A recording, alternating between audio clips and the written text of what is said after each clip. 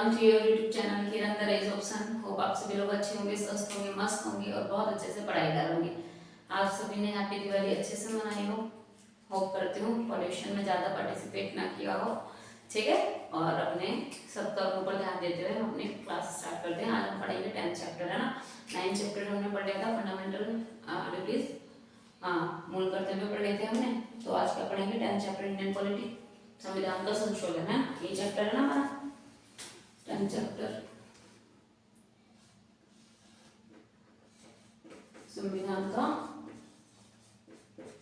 संशोधन।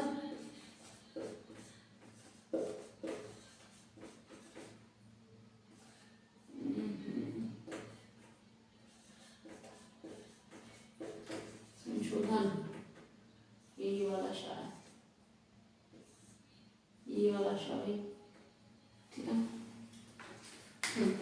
देखिए आप सभी को पता है कि जो हमारा संविधान है उसमें बहुत सारे संशोधन हुए आज तक, तो इसका मतलब वो संशोधन किए जा सकते हैं, तभी तो है संशोधन।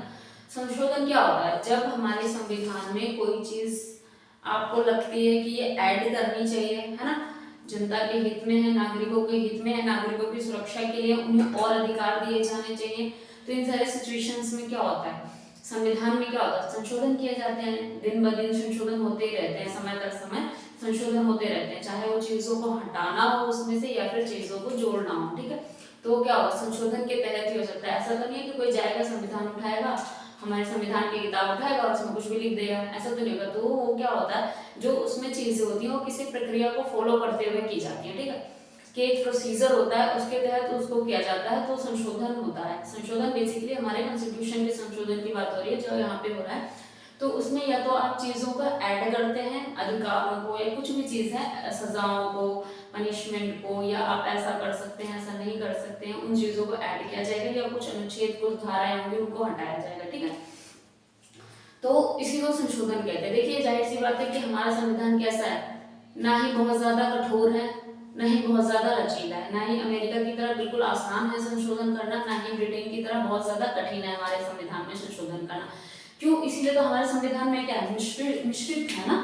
हमारी संविधान व्यवस्था कैसी है? मिश्रित है ना।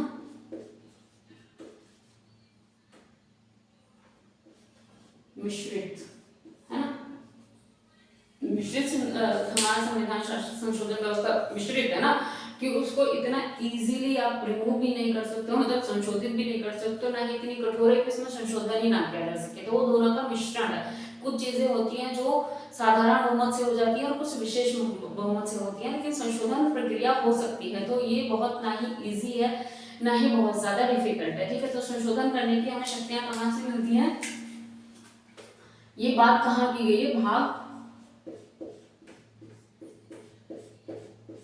है ना, और अनुच्छेद 368 में, है ना। भाग 20 में हमें बताया गया है कि संशोधन की प्रक्रिया हो सकती है, संशोधन किया जा सकता है, और किस अनुच्छेद में 368 में बताया गया है कि संशोधन किया जा सकता है और करा भी गया है, और आगे भी होंगे संशोधन, तो होते रहेंगे।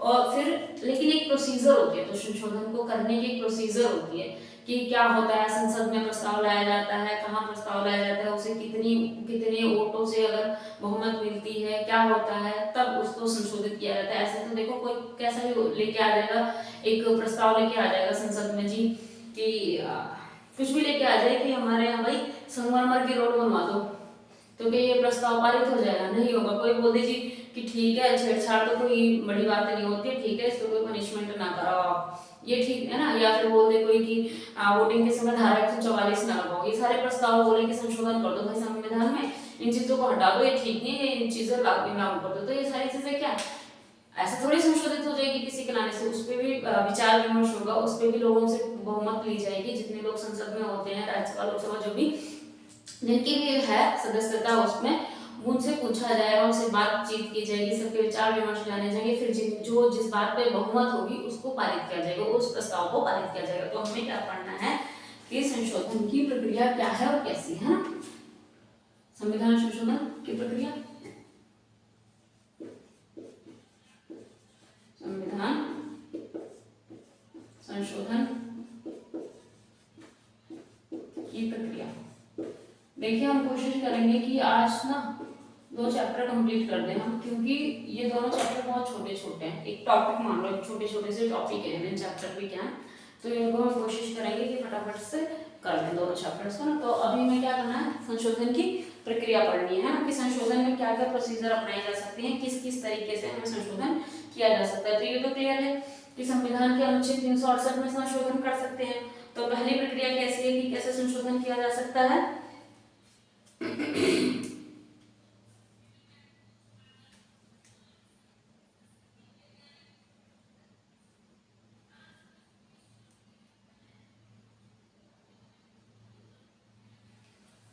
चलो स्टार्ट करते हैं प्रक्रिया।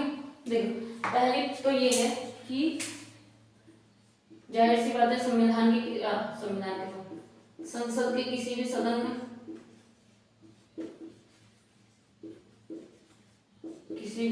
में प्रस्ताव लाया जा सकता है, ठीक है।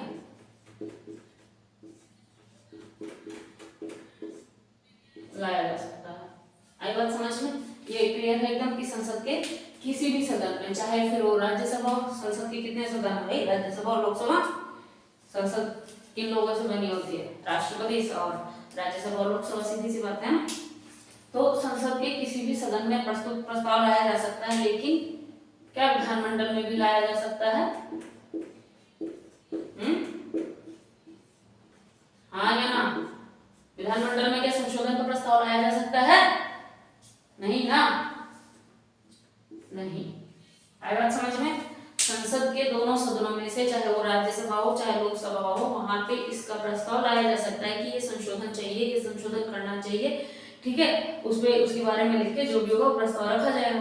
पर विधानमंडल में ये नहीं है, विधानमंडल में आप प्रस्ताव संशोधन के लिए नहीं ला सकते हैं। आई बात समझ में? एकदम क्लियर है। 2-3 बातें हैं, 2-3 प्रोसीजर्स हैं जिनके तहत ये किया जा सकता है। तो दूसरा क्या है,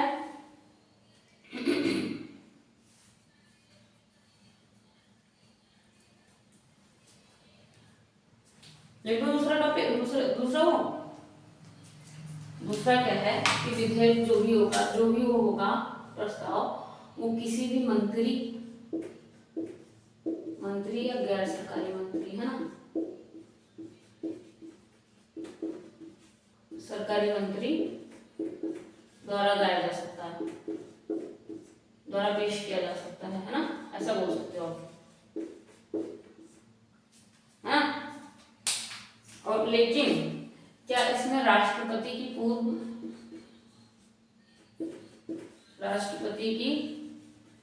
पूर्व स्वीकृति आवश्यक है? पूर्व स्वीकृति आवश्यक है।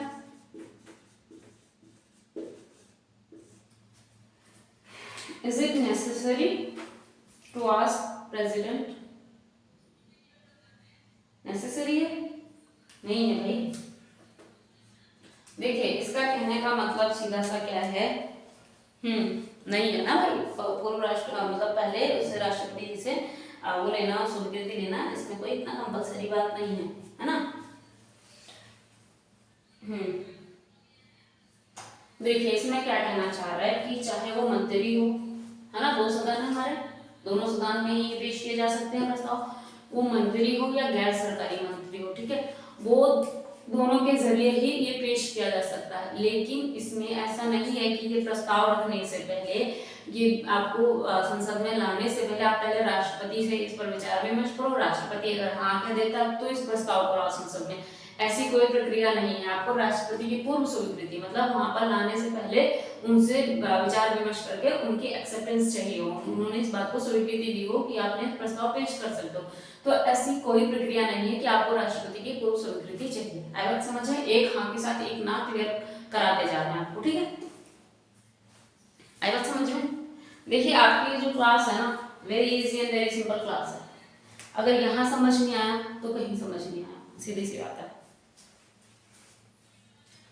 ठीक है। नेक्स्ट,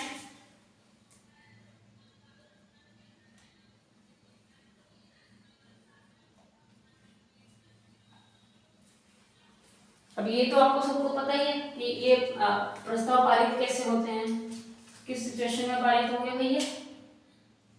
बहुमत द्वारा ना, बहुमत द्वारा, है ना। 2/3 तो 2/3 वोट तो इस बात को मिलनी ही चाहिए कम से कम। जो जितने भी राज्य सरकार और लोकसभा और राज्यसभा के सदस्य हैं, उनमें जितने भी सदस्य हैं मिलाकर उनकी बहुमत चाहिए होती है। ऐसा नहीं है कि सिर्फ लोकसभा के बहुमत मिल गई तो हो जाएगा या फिर राज्यसभा की बहुमत मिल जाएगी, दोनों की मिलके बहुमत चाहिए होती है, ठीक है। चाहे वो 2/3, कम से कम 2/3 साधारण बहुमत तो चाहिए ही होती है। आई बात समझ में? 2/3 साधारण बहुमत होती है। एक ऐसी भी सिचुएशंस होती हैं कि जिसमें इससे भी ज्यादा यानी कि विशेष बहुमत की जरूरत पड़ती है ना। तो जितने उपस्थित सदन में सदस्य होंगे उनकी 2/3 बहुमत। तो और ये बहुमत कैसे देंगे? मतदान करते हैं ना भैया, क्या करते हैं? मतदान करके तो देते हैं, मतदान करेंगे ना। अपना बहुमत कैसे देंगे? जिनसे मतदान करवाया जाता है ना, तभी तो इनको वोट देंगे ना, तभी तो आप बहुमत या मत से तो बहुमत बनेगा। जब लोगों ने मत दिया, जब लोगों ने वोट दिया, तब बहुमत निकला ना, तभी तो निकला कि कितना वोट किसने दिया, किस बात को ज्यादा वोट मिले हैं। तो बहुमत कम से कम 2/3 बहुमत तो मिलनी ही चाहिए ऐसे में, ठीक है, तभी जाके।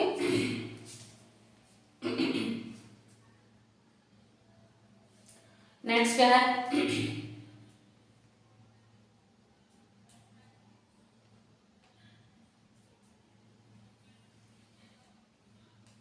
देखिए एक और बात है इसमें, ये क्या बात है कि दोनों सदनों में ना, 2 सदन है ना भाई हमारे पास, है या नहीं है 2 सदन? क्या बात, देखने में प्रॉब्लम हो रही है? देखिए दोनों सदनों में ये प्रस्ताव अलग अलग पारित होना चाहिए, पारित होना चाहिए,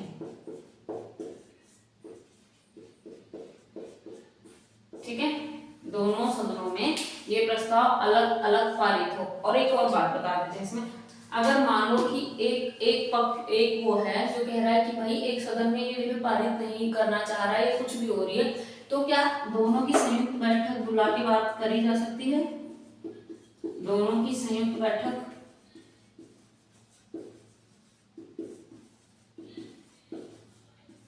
अनिवार्य है क्या? ऐसा है क्या? बताओ, है कर दूं? नहीं है ना, अनिवार्य नहीं। Am I clear? Is it clear? दोनों की संयुक्त बैठक अनिवार्य नहीं, यानी कि आप राज्यसभा और लोकसभा को दोनों को बिठा के इस बात पे डिस्कशन करने की ये आपके लिए कंपलसरी नहीं है कि भाई तुमने हाँ क्यों किया, तुमने ना क्यों किया, ठीक है। मतलब जैसे कि अलग, ये तो बात सही हुई कि दोनों सदनों में ये अलग अलग पारित किया जाएगा, ठीक है।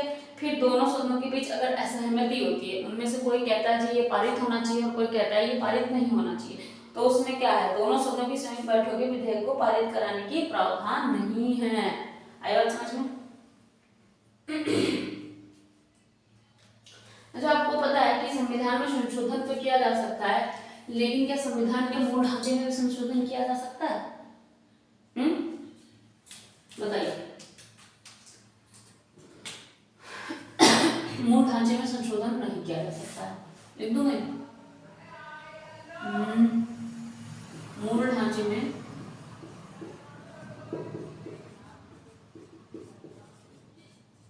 संशोधन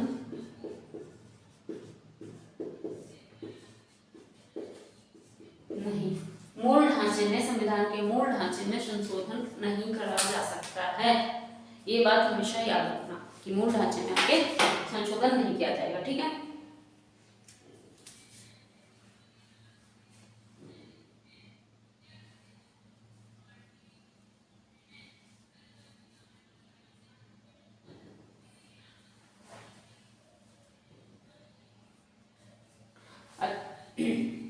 एक और बात पढ़ लेते हैं।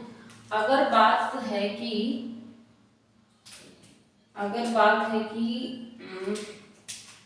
इसमें जो संशोधन है वो संघीय व्यवस्था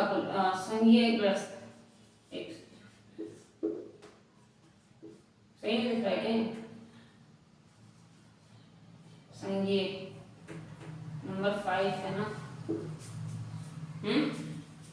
1 2 3 4 तो ये 5 हो गया ना। संघीय दिख रहा है क्लियर या नहीं दिख रहा है? दिख रहा होगा।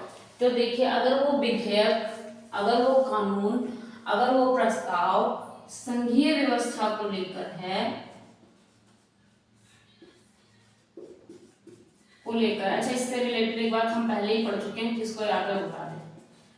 संघीय व्यवस्था को लेकर है अगर विधेयक, ठीक है, तो क्या होगा आप खुद बताओ। पढ़ा चुके हैं ना, पहले पढ़ चुके हो, आपको याद होना चाहिए, याद होगा मेरे ख्याल में, है ना।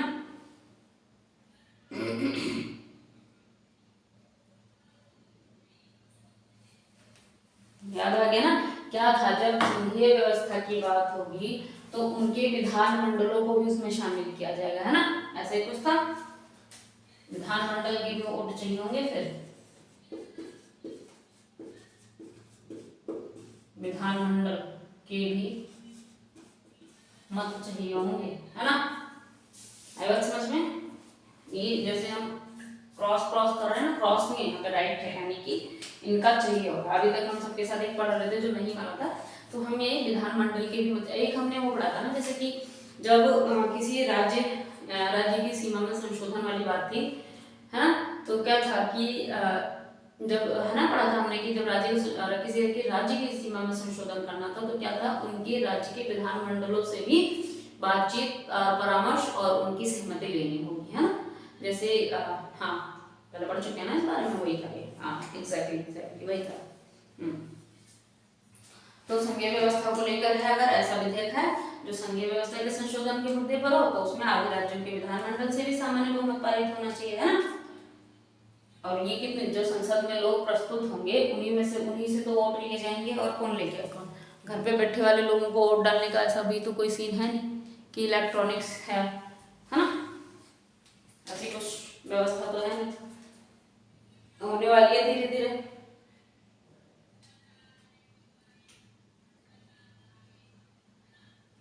देखिए अब क्या है कि अगर दोनों सदनों में पारित हो गया है, दोनों सदनों में प्रस्ताव पारित है, ठीक है, दोनों सदनों में अगर किसी को कोई दिक्कत, कोई परेशानी, कोई तकलीफ नहीं है, जैसे कि आप लोगों को चैप्टर समझ आने में कोई दिक्कत, कोई तकलीफ, कोई परेशानी हो तो बताओ, है ना।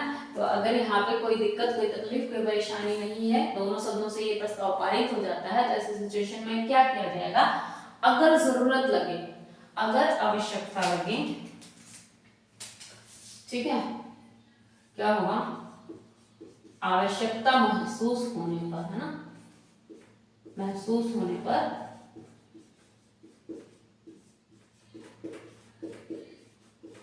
राष्ट्रपति को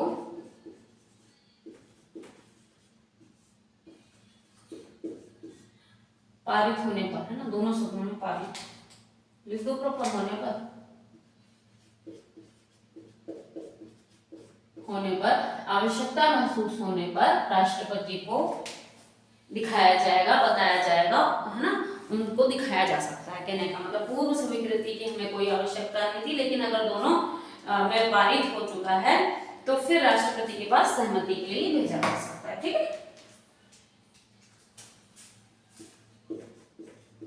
सहमति के लिए भेजा जा सकता है। आई बात समझ में?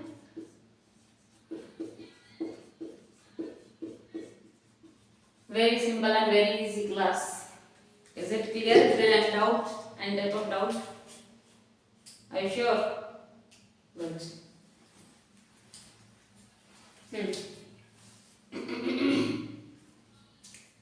ठीक है।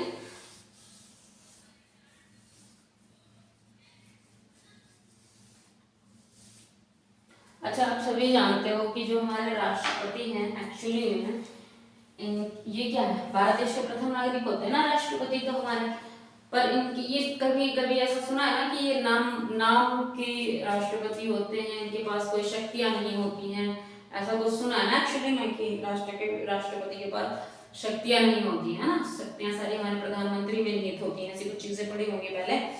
तो अब पता चलेगा, कैसे पता चलेगा कि जो राष्ट्रपति है आपका, ठीक है, राष्ट्रपति प्रस्ताव को वापस नहीं कर सकता है। राष्ट्रपति प्रस्ताव को ऐसा नहीं कर सकता है, स्वीकृति दे दिया।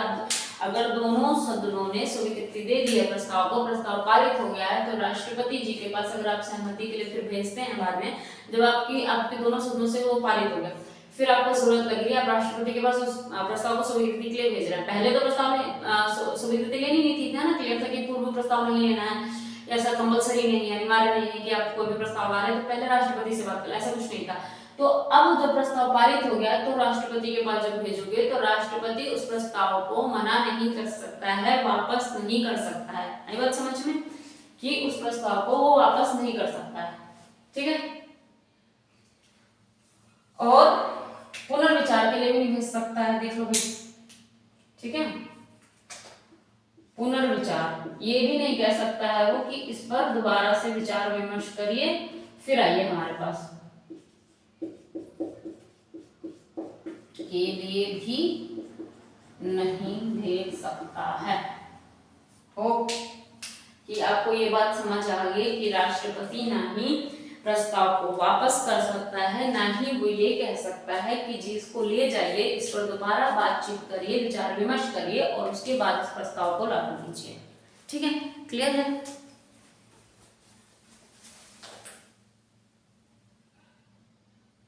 एक सेकेंड,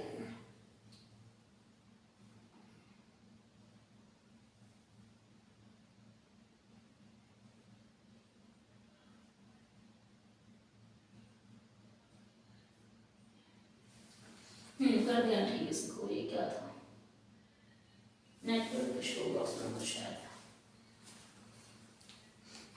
चलिए मैं आगे वापस।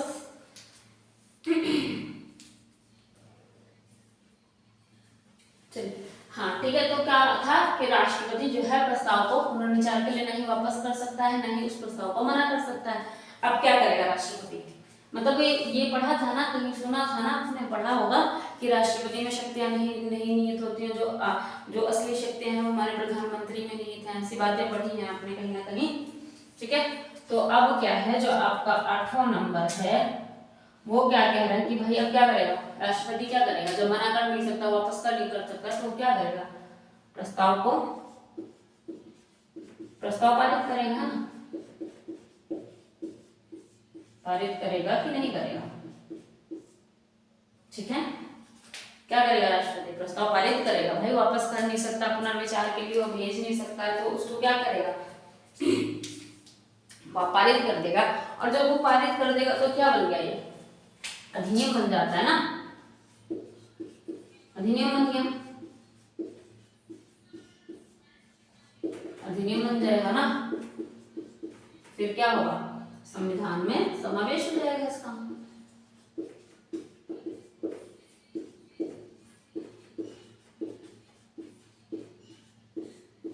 है ना। देखिए प्रस्ताव पारित करेगा तो क्या होगा, संविधान में तो लागू हो जाएंगी वो चीजें, संविधान में एक अधिनियम तो बन जाएगा, संविधान में उसका समावेश तो हो जाएगा, समावेश मतलब वो जुड़ तो जाएगा, संविधान के अंदर वो अडॉप्ट तो हो जाएगा, तो बस फिर अब राष्ट्रपति ने जो किया उसके बाद संविधान में अडॉप्ट हो गई ये चीजें, ठीक है। Is it clear?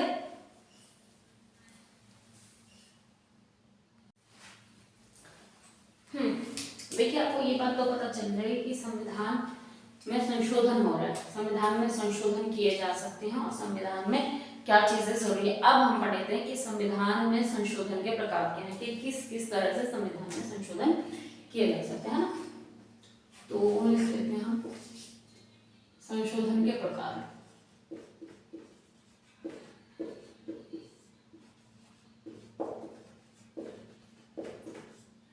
इसकी बात हमने पहले ही कर दी थी ना कि देखिए संविधान में संशोधन दो तरह से हो सकते हैं, या तो साधारण बहुमत से होगा या तो विशेष बहुमत के तहत होगा। कैसे होगा, या तो साधारण बहुमत से हो सकता है और या तो विशेष बहुमत से हो जाता है। इनकी बातें कहाँ की गई, किस अनुच्छेद में की गई, 368 में की गई है ना। साधारण बहुमत द्वारा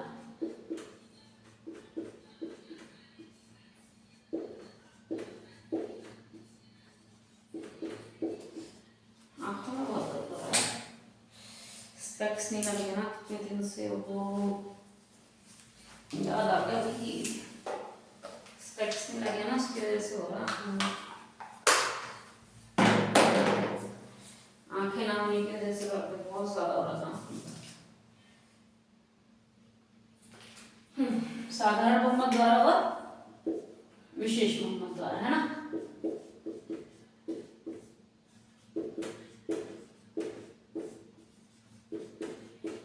इनकी बातें कहाँ की गई है? इनकी बातें की गई हैं आपके आर्टिकल 368, अनुच्छेद 368। Clear? Very easy and very simple class है, एज यू नो। ठीक है, साधारण बहुमत द्वारा हो सकता है या विशेष बहुमत द्वारा हो सकता है, और इसकी बातें किस में की गई है? अनुच्छेद 368 में की गई है। तो बहुत क्लियर हो गया। अब एक बात कर लेते हैं कि कुछ हमारे पास ऐसे भी संशोधन हैं जो अनुच्छेद 368 में नहीं बताए गए हैं। ठीक है, जो 368 अनुच्छेद के तहत नहीं किए जा सकते हैं, उनकी बात करते हैं। कुछ अनुच्छेद, कुछ संशोधन, ठीक है,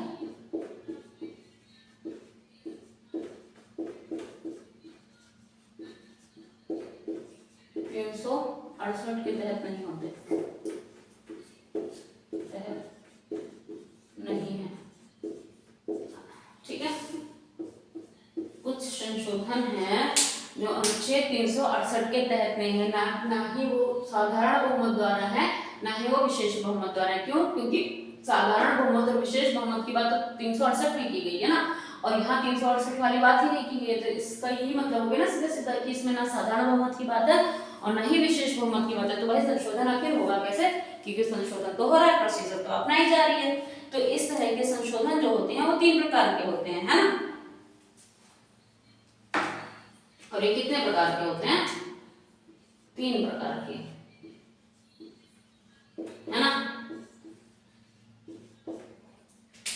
आपका पहला कौन सा हो जाएगा?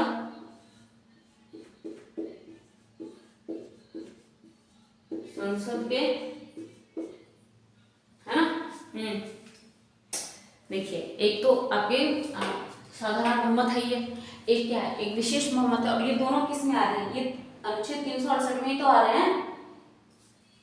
ठीक है, तो इनके अलावा जो है उनकी बात अभी कर लेंगे कि जो 3 प्रकार के हैं, जो कुछ संशोधन जो अनुच्छेद 368 में नहीं आते, ये कैसे किए जाते हैं, इनके बारे में थोड़ा सा पढ़ लेते हैं। ठीक है, तो ये क्या होता है? संसद के साधारण बहुमत द्वारा होगा, पहली बात। 3 तरीके हैं इनको होने के। ठीक है,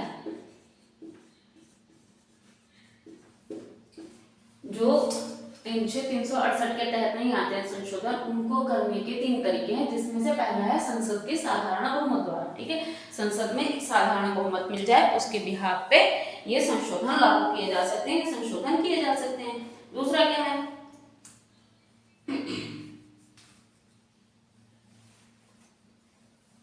संसद का विशेष बहुमत द्वारा हो जाएगा, है ना। संसद के विशेष बहुमत हो जाएगा। दूसरा ये होगा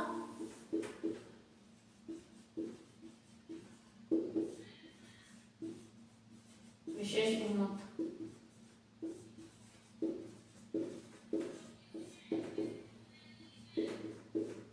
तीसरा क्या होगा? वही बहुमत और आधे राज्यों की भी स्वीकृति चाहिए होगी, है ना, आधे राज्यों का भी वो चाहिए होगा, तो तीसरी बात हो जाएगी।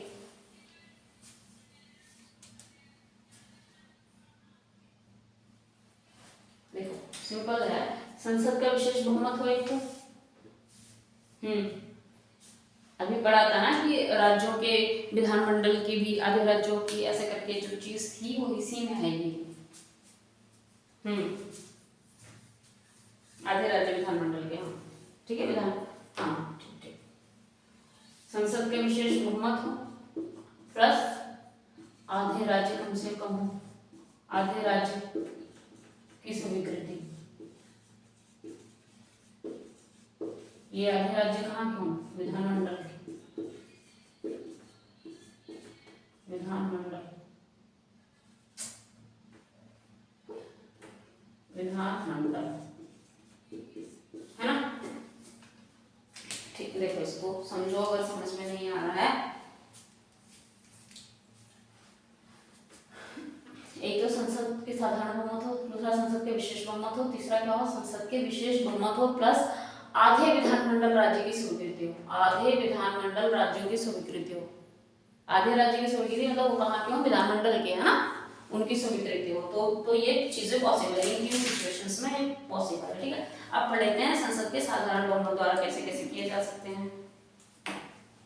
संसद के साधारण बहुमत, है ना, संशोधन हो रहे हैं ना, संसद के साधारण बहुमत द्वारा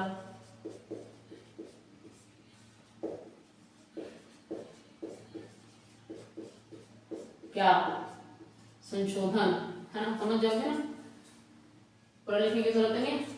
संसद के साधारण बहुमत द्वारा संशोधन, यहाँ बात की गई दो प्रकार के संशोधन होंगे जो अनुच्छेद 368 में है, वो ये होंगे, संसद के साधारण बहुमत होगा या तो संसद का विशेष बहुमत होगा। तो हम पहले पढ़ लेते हैं संसद का साधारण बहुमत द्वारा।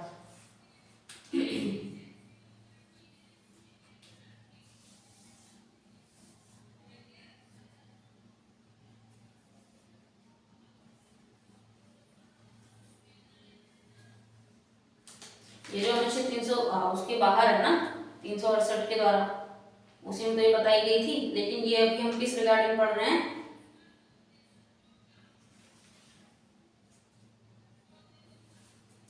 ये अभी इसके रिगार्डिंग नहीं पढ़े, ये अभी संसद साधारण बहुमत द्वारा पढ़ रहे हैं। तो यहाँ पे भी तो पढ़ा है ना इस, लेकिन अभी जो हम कर रहे हैं वो इसके बिहाफ पे कर रहे हैं। आई बात समझ में? अभी इसका नहीं, ये नहीं है, ये तो हमने बता दिया कि देखो संशोधन जो होता है वो ऐसी हो गया, तो साधारण हो गया, विशेष बहुमत, लेकिन ये अनुच्छेद 368 के तहत हो रहा है। लेकिन जो अभी ये संशोधन है ना, ये संशोधन 368 के अनुच्छेद 368 के तहत नहीं होना है। ठीक है, और ये तीन प्रकार से होंगे, संसद के साधारण बहुमत द्वारा, संसद के विशेष बहुमत द्वारा भी पढ़ेंगे और फिर ये वाला भी पढ़ेंगे। तो इसमें जानने की कोशिश करते हैं कि ये कौन कौन से संशोधन है जो धारा अनुच्छेद 368 के तहत नहीं आते हैं, है ना। तो संसद के साधारण बहुमत द्वारा पहला हम पढ़ लेते हैं फटाफट से, is very easy and very simple class करनी है ना, तो फटाफट से पढ़ना पड़ेगा। देखो नए राज्यों का प्रवेश होगा तो क्या होगा, इसी पे सबसे पहले हमने पढ़ा था, सबसे पहला टॉपिक ये 2-3 दिन से हमने डिस्कस कर रखा है कि अगर राज्यों का प्रवेश हो रहा है ना, किसी राज्य को अपने राज्य में मिलाया जा रहा है। दूसरा क्या होगा, राज्य की सीमा तय की गई हो, है ना, या राज्य का नाम परिवर्तन किया गया हो, है ना, ऐसा कुछ तो पढ़ा था। ये हम कई दिनों से पढ़ते आ रहे हैं ना कि जिनमें, हाँ पढ़ा है ना हमने पहले। ठीक है, राज्यों का प्रवेश हो, या तो राज्यों के नाम निर्माण हो, या तो उनकी सीमाओं में कुछ परिवर्तन हो, या तो उनके नाम में परिवर्तन हो, है ना, या फिर राज्य विधानसभा की समाप्ति हो। ऐसा भी तो हो सकता है कि राज्य विधानसभा की समाप्ति हो, तो संसद के साधारण बहुमत द्वारा हो जाएगा ना, विधानसभा की समाप्ति,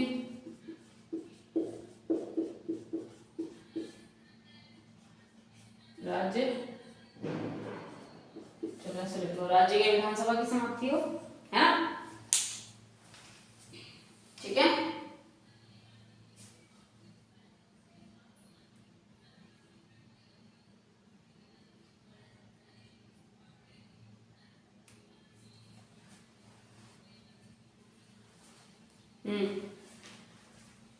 और क्या क्या हो सकता है, हमने राष्ट्रपति से जुड़ी कुछ चीजें पढ़ी है ना, कि जैसे अनुसूची, हाँ कौन सी अनुसूची,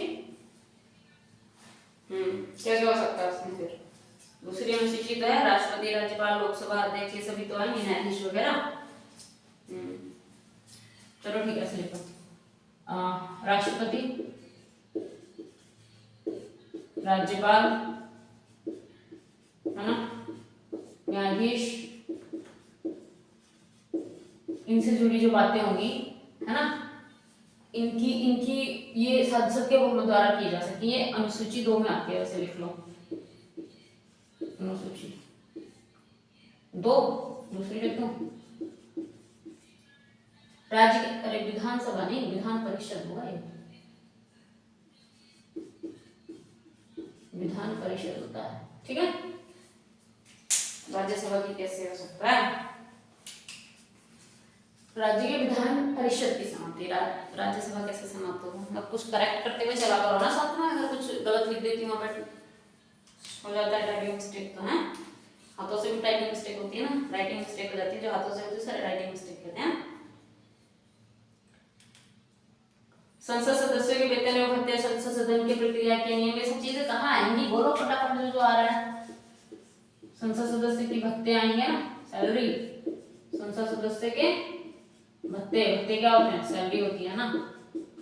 संसद सदस्य की प्रक्रिया भी तो होती है, कार्य करने की प्रक्रिया और नियम, कैसे कहाँ होंगे वो, कैसे हो जाएंगे वो, साधारण बहुमत से हो जाएंगे भाई, इसके लिए भी विशेष बहुमत लाओगे क्या, है चाहिए विशेष बहुमत। राज्यसभा का प्रयोग, उच्चतम न्यायालय, अंग्रेजी भाषा का प्रयोग, ये सारी चीजें कैसे होगी, संसद में अंग्रेजी भाषा का प्रयोग, अंग्रेजी भाषा का प्रयोग,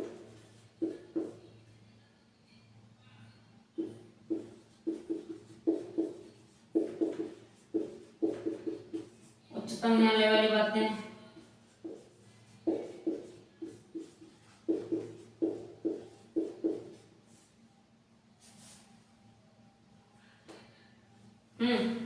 ये सब चीजें कहाँ आएंगी, संसद, ये साधारण बहुमत से हो जाएंगी, होंगी या नहीं होंगी, आपको क्या लगता है, विशेष विशेष विशेष बहुमत चाहिए इसके लिए।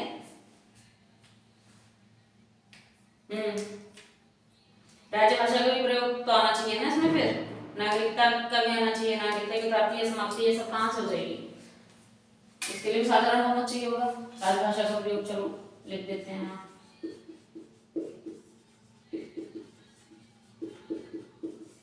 नागरिकता की समाप्ति होगी तो कहाँ से हो जाएगी, साधारण बहुमत से होगी या नहीं होगी।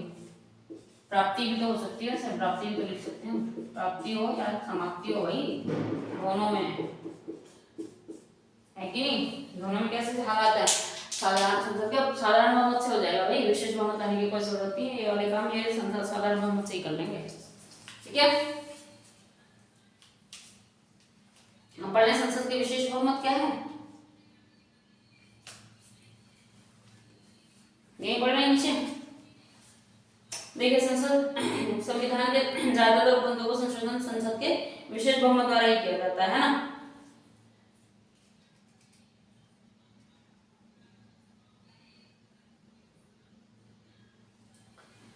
देखिए ज्यादातर जो संशोधन होते हैं वो क्या होते हैं, विशेष बहुमत द्वारा ही होते हैं ना, ज्यादातर जो संशोधन होंगे वो विशेष बहुमत द्वारा होंगे, ठीक है। यानी और क्या, और संसद में उपस्थित जितने भी लोग वहां उपस्थित होंगे उनके 2/3 मत चाहिए कम से कम, है ना, कम से कम 2/3 मत। संसद की विशेष बहुमत कैसे होगी, प्रत्येक सदन के कुल सदस्यों का बहुमत हो और प्रत्येक सदन के उपस्थित और मतदान करने वाले सदस्यों के 2/3 का बहुमत हो। आई बात समझ में, मतलब समझ रहे हो चीज जो कहना चाह रहा है, विशेष बहुमत वाला बात बता दें, विशेष बहुमत है ना, विशेष बहुमत वाली सिचुएशन क्या है कि एक तो संसद की तो भाई बहुमत चाहिए, प्रत्येक सदन का 2/3 भी चाहिए,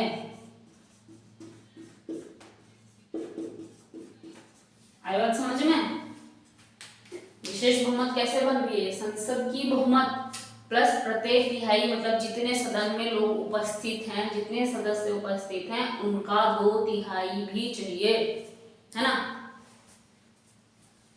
पार्टिसिपेशन पूरा चाहिए, कहने का मतलब है। ये पूछा जा सकता है कि विशेष बहुमत में 4-5 ऑप्शंस दे दिए जाएंगे, उसमें आपको एक पिक करना होगा, तो अगर दिमाग में बैठा होगा तो ये पिक कर पाओगे, वरना तो नहीं कर पाओगे।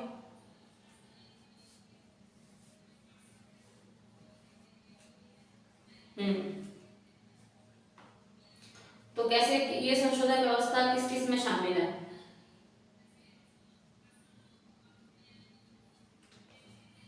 ये जो व्यवस्था है ये कहाँ कहाँ की जाती है भाई, सबसे इम्पोर्टेंट होगी कोई चीज है ना, उसी में करी जाती होगी भाई, सबसे बड़ी बात है। अगर विशेष बहुमत है, साधारण बहुमत से काम नहीं चल रहा है, तो बहुत इंपॉर्टेंट बात होगी। मौलिकाधिकार से इंपॉर्टेंट क्या है तुम्हारे पास? डीपीएसपी लिखने की जरूरत है। राज्य के नीति निर्देशों तक, directive principles of state policy, is it clear? Directive principles, मौलिक अधिकार, और तीसरे और भी तो चीजें हैं, तीसरा उपबंध जो है कि वो भी लिख दें। इतना तो क्लियर है या कुछ नहीं? कुछ डाउट हो तो अभी भी फटाफट से पूछ लो, है ना। देखिए कुछ ऐसे भी उपबंध हैं, ये बात हो गई अपनी पहली। तीसरी बात है कुछ ऐसे उपबंध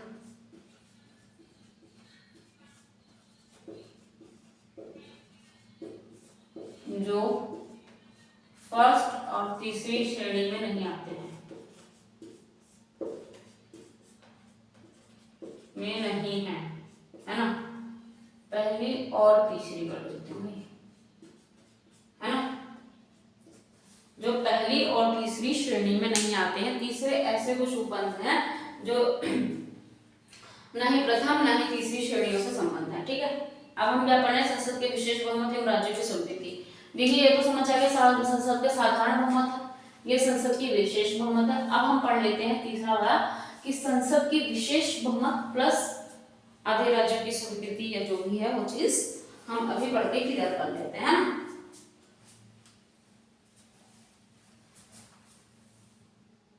देखिए अब हम थर्ड वाली बात पढ़ने जा रहे हैं, जिसमें क्या होगा कि हमें विशेष बहुमत भी चाहिए, है ना। विशेष बहुमत भी चाहिए,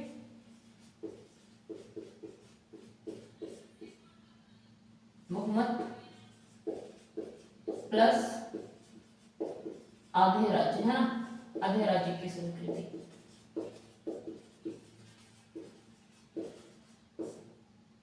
देखिए इसमें है क्या कि ये कोई चीज तब पारित की जा सकती है जब एक तो संसद की विशेष बहुमत होनी चाहिए। विशेष बहुमत किसकी? संसद की विशेष बहुमत, ठीक है, प्लस राज्य विधानमंडल के आधे राज्यों की स्वीकृति हो। देखिए अगर एक आध राज्य हो, एक दो तीन राज्य हो जो उस बात से सहमत ना हो, तो भी क्या होगा, उस कार्य पर, उस कार्य प्रणाली पर, कोई उस प्रस्ताव पर कोई फर्क नहीं पड़ेगा कि उन दो तीन राज्य हैं जो मना कर रहे हैं, जो स्वीकार नहीं कर रहे हैं, जो सहमत नहीं है, तो उस पर क्या होगा कि उस प्रस्ताव को कोई इफेक्ट नहीं होगा, वो प्रभावित नहीं होगा कि इसको रोक दिया जाए, इसको पारित ना किया जाए, ऐसी कोई सिचुएशन नहीं आएगी। परंतु होना क्या चाहिए? आधे राज्यों की सहमति हो, आधे राज्यों की स्वीकृति हो। ऐसे में क्या होगा, इसकी जो फॉर्मेलिटी होगी वो पूरी हो जाएगी, जो इसमें प्रोसीजर है उसको किया जा सकेगा। तो हमें क्या चाहिए? विशेष बहुमत वाले में संसद की विशेष बहुमत हो एक तो, दूसरा क्या हो, आधे राज्य की स्वीकृति हो, संसद की विशेष, है ना। अच्छा, अगर आपसे यूपीएससी प्रीलिम्स में पूछ लिया जाता है ये सवाल कि आधे, मान लो एक क्वेश्चन दे दिया जाए कि एक बहुमत, एक प्रस्ताव है जो कि विशेष बहुमत द्वारा पारित किया जाना था, लेकिन उसमें आगे क्वेश्चन रहा था, लेकिन कुछ दो राज्यों ने मना कर दिया, असहमति दे दी, तो क्या वो प्रस्ताव पारित होगा? तो क्या अगर आधे राज्यों वाली बात भी करी गई है, लेकिन साथ में उसमें बोला है कि मतलब आधे राज्यों की बात करी गई, तभी तो दो राज्यों की बातों से फर्क पड़ेगा या नहीं पड़ेगा। हालांकि दो राज्यों की बात से कोई फर्क ही नहीं पड़ रहा है असहमति से भी, तो आपको पता होना चाहिए, ऐसा डगमगा नहीं जाना चाहिए कि भाई नहीं दो राज्यों ने मना कर दिया तो शायद ये पारित नहीं। नहीं भाई, दो तीन राज्यों से कोई मतलब नहीं, हमें सिर्फ आधे राज्य चाहिए। आधे मतलब एक का आधा नहीं, जितने भी राज्य की बात हो रही है उसमें से आधे राज्य हैं। आधे राज्य विधानमंडल है ना भाई, विधानमंडल की बात होती है, तो कहने का मतलब ये नहीं कि एक राज्य का आधा राज्य करके, तो जो विधानमंडल है जितने भी, उनमें से आधे राज्यों की पूरी स्वीकृति चाहिए, बस इससे ज्यादा हमको क्वेश्चन चाहिए। ठीक है, तो हाँ, इसको कैसे कैसे तरीके से किया जा सकता है, किन किन चीजों, राष्ट्रपति के निर्वाचन एवं इसकी प्रक्रिया किया जा सकती है, राष्ट्रपति के निर्वाचन में इसकी प्रक्रिया हो सकती है ना भाई, इसके इसमें राष्ट्रपति का निर्वाचन,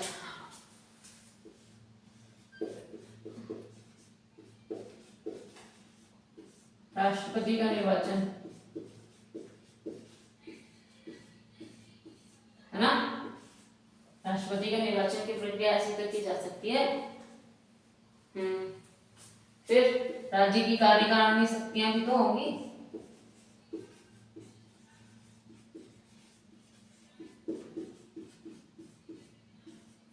शक्तियां पता है क्या, ऐसे पढ़ने में आपको ना एक एक लाइन लिखनी नहीं पड़ेगी, एक एक लाइन पढ़नी नहीं पड़ेगी, पर इसमें ऐसा पढ़ोगे कि आपकी बुक ऐसा लगेगा कि एक भी लाइन छूटी भी नहीं है। ठीक है, तो हमें पढ़ना तो ऐसी है कि एक एक लाइन हम पढ़ भी लें और एक एक लाइन पर्टिकुलर हमें पढ़नी भी ना पड़े, है ना। ठीक है, अच्छा इधर लिख रही थी राज्य की कार्यकारिणी शक्तियां, है ना। केंद्र की भी होगी, इसमें केंद्र की भी शक्तियां आ सकती हैं, उनका विस्तार हो शक्तियों का, है ना। उच्चतम न्यायालय एवं उच्च न्यायालय आ जाएगा, वस्तु एवं सेवा कर परिषद आ जाएगा, केंद्र भी होते हैं यहाँ पे।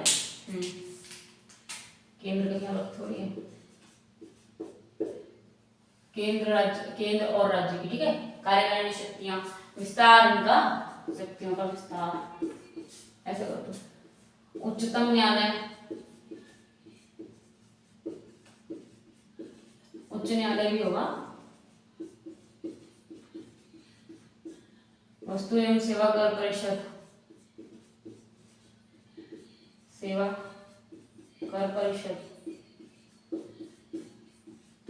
जब मैं हट जाऊंगी तो आप लोग स्क्रीनशॉट ले लेना, आप लोग नोट डाउन कर लेना, देख लीजिए। वैसे तो अभी और एक दो चार और है, अभी एक दो तो और होंगी।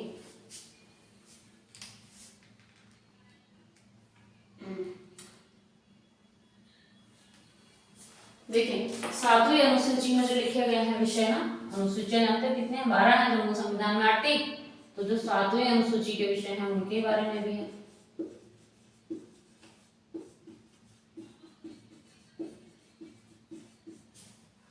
थोड़ा आपको बता करूँ मैं, हाँ बहुत तेज से लग गया था, चश्मा नहीं था, कई दिनों से भूल जा रही थी लगाने के लिए चश्मा, कौन इतना दर्द क्यों नहीं लगता है मुझे। क्या लिखा अभी, अच्छा 7वीं अनुसूची के विषय लिखे, ठीक है। और क्या, संसद में राज्यों का प्रतिनिधित्व भी तो लिखेंगे।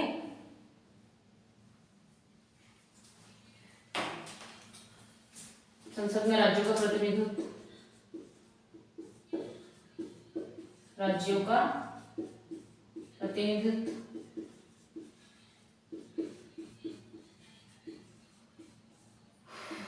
ठीक है।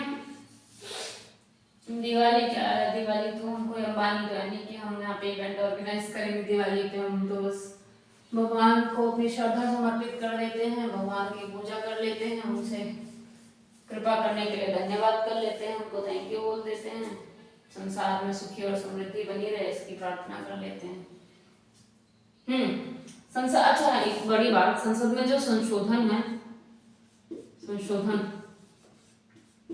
इसके लिए भी जो अनुच्छेद 368 है, इसके लिए भी तो ये इसी में तो आएगा भाई, अनुच्छेद वाला हमारा, अनुच्छेद वाला संशोधन वाला जो हमारा अनुच्छेद है वो क्या है, 368 है ना स्वयं।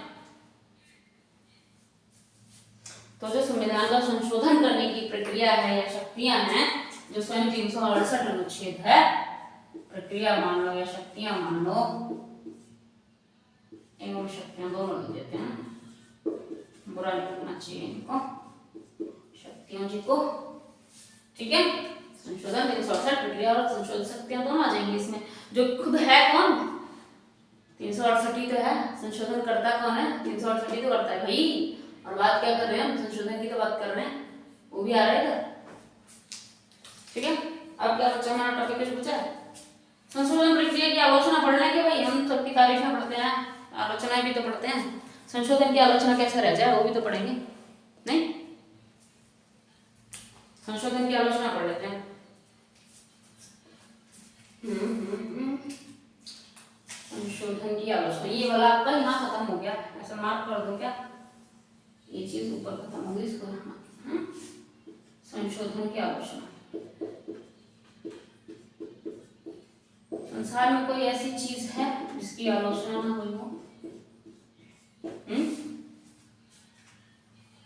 संसार में कोई ऐसी चीज है जिसकी आलोचना ना हुई हो, माँ होनी भी नहीं चाहिए माँ की आलोचना, तो खैर चलो। सो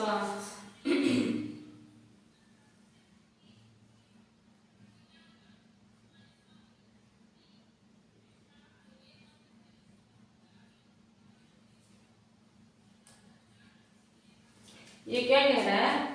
पहली बात तो लोगों ने यही बोल दी ना कि संसद को भाई संशोधन से रिलेटेड ना व्यापक शक्तियां प्राप्त हैं, बहुत ज्यादा शक्तियां प्राप्त हैं संसद को, है ना, व्यापक शक्तियां प्राप्त हैं।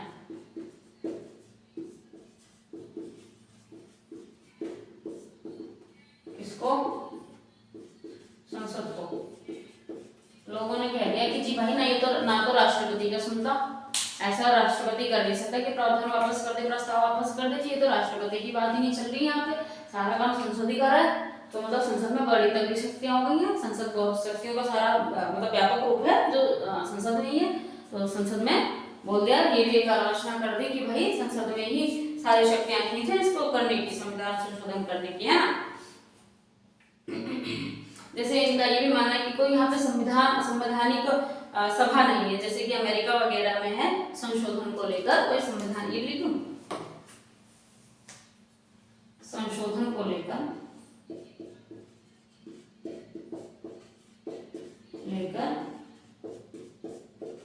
कोई संवैधानिक सभा नहीं, ठीक है, संशोधन को लेकर कोई संवैधानिक सभा नहीं है, जैसे कि अमेरिका, ठीक है। तो इसलिए इन्होंने कह दिया भाई यहाँ तो कोई संवैधानिक सभा या फिर निकाय है ही नहीं जो संशोधन से लेकर को लेकर हो, तो इसमें सारी शक्तियां कहाँ पे है, नहीं था, सारी संसद में नहीं है सारी शक्तियां, है।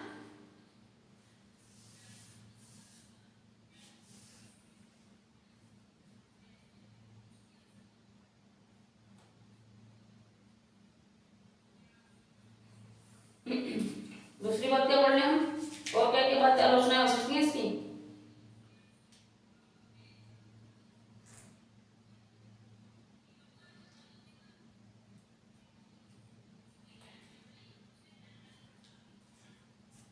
अच्छा, आप जानते हो ना कि यहाँ पे क्या है, विधानमंडल या विधान परिषद, ये दोनों ये लोग नहीं ला सकते हैं ना, ये लोग प्रस्ताव नहीं ला सकते हैं ना विधानमंडल ला सकती है, इस विधानमंडल, विधान परिषद,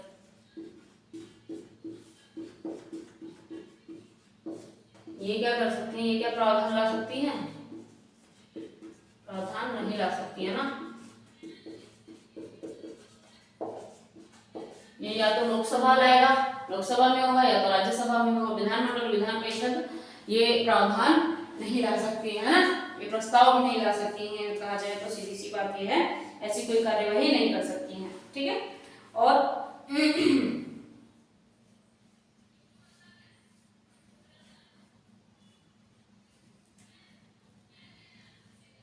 सीधी सी बात है, इसमें हर बात को यही कहा जाएगा कि संसद में सारी शक्तियां निहित हैं, भाई संसद में सारी शक्तियां निहित हैं, संसद में ही सारी शक्तियां निहित है, ये बार बार यही कहने की कोशिश करेंगे, है ना, कि संसद में ही सारी शक्तियां निहित है और कुछ नहीं है। कह रहे हैं क्या क्या कह रहे हैं कि ये जो संविधान का बड़ा भाग है ना, जैसे संविधान के बड़े भागों को, संविधान के बड़े भाग को ही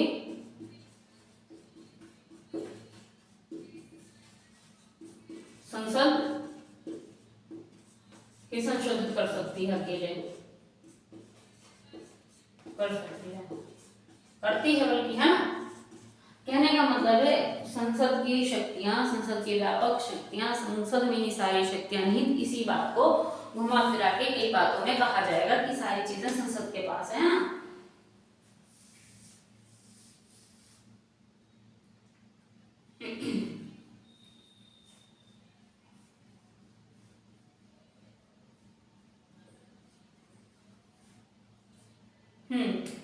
अच्छा, हाँ, समय सीमा, हाँ समय सीमा तो निर्धारित नहीं है इसकी कोई, हाँ। संविधान ने राज्य विधानमंडल द्वारा संशोधन संबंधी मंजूरी या उसके विरोध को प्रस्तुत करने की समय सीमा निर्धारित नहीं करी है। देखिए, हमने कई कई केसेस में ऐसा किया है ना कि हमें विधानमंडल से भी वो लेनी पड़ती है, तो संसद ने कोई इसके लिए समय सीमा निर्धारित नहीं किया। वेरी गुड, अच्छा काम है। संसद ने राज्य विधानमंडल के लिए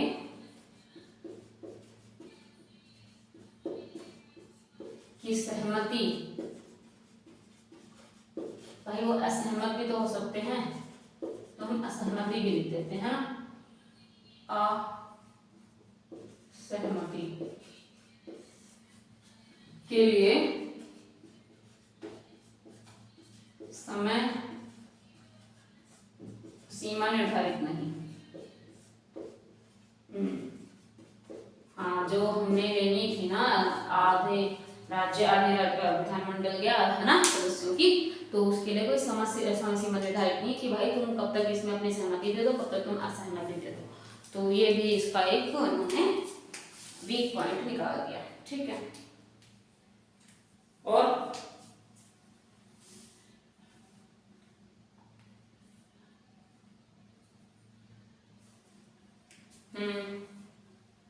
और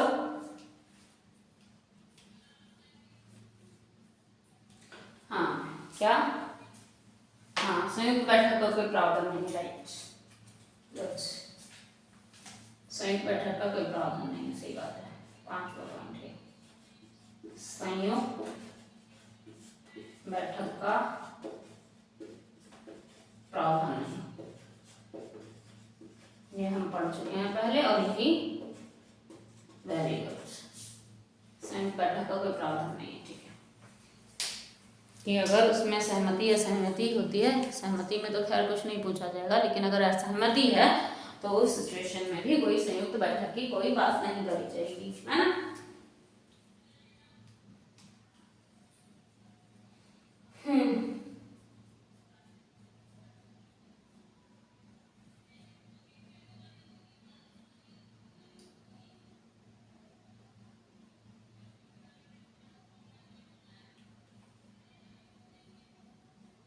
देखिए, एक बंदे थे केसी वेयर, है ना, केसी वेयर, के सी वेयर, वेयर है। इन्होंने क्या किया, पढ़ा हुआ है, नाम तो ऐसे याद आ रहा है, एग्जैक्ट स्पेलिंग याद नहीं आ रही मुझे। के सी वेयर कैसे लिखेंगे इसको,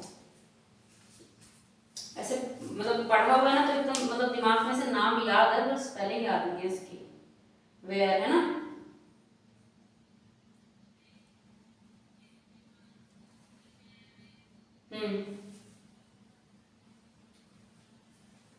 ये हो। चलो अब जो भी देख लेना आप लोग, है ना, याद नहीं आ रहा मुझे एग्जैक्ट क्या है, पढ़ा हुआ बुक में लक्ष्मीकांत में ना, बट नाम याद है मुझे, स्पेलिंग याद नहीं है। तो ये कहते हैं विभिन्न प्रकार के संशोधनों के ना, विभिन्न प्रकार के संविधान संशोधन के प्रशंसक थे भाई, के प्रशंसक, प्रशंसक या प्रशंसक, प्रशंसक थे, प्रशंसक, प्रशंसा या प्रशंसा, प्रशंसक थे, ये लिख लो, प्रशंसक, ये होगा। ठीक है, तो कहने का मतलब है अगर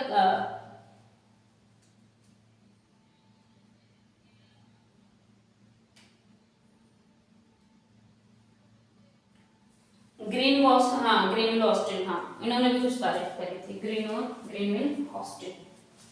एक बार ग्रीनविल हॉस्टल पढ़ाया था किसी एक ने, क्या बोला था उन्होंने, कुछ बोला था, कुछ बात बोली थी ना, क्या बोला था उन्होंने,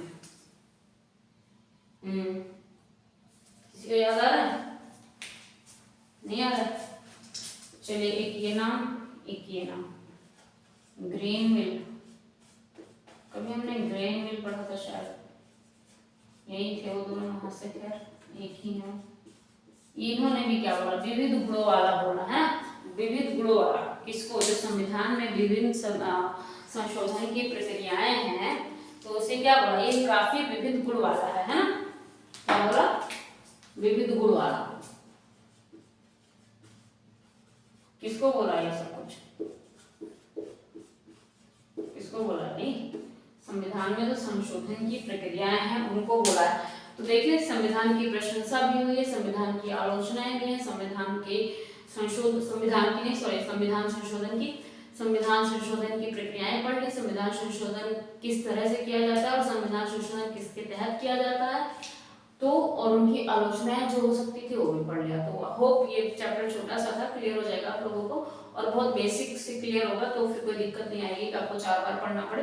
मेरे ख्याल में एक बार घर पे रिवीजन करोगे तो very simple and very easy आपको याद आ जाएगा। ओके।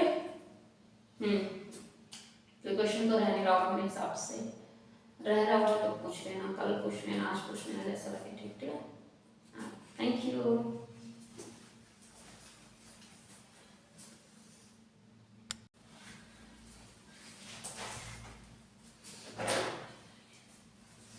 चलिए अब पढ़ लेते हैं नेक्स्ट चैप्टर, जो क्या है संविधान की मूल संरचना, है ना। Basic structure of the constitution, है ना।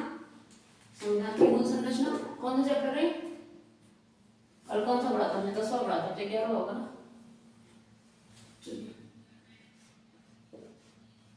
संविधान की मूल संरचना, है ना।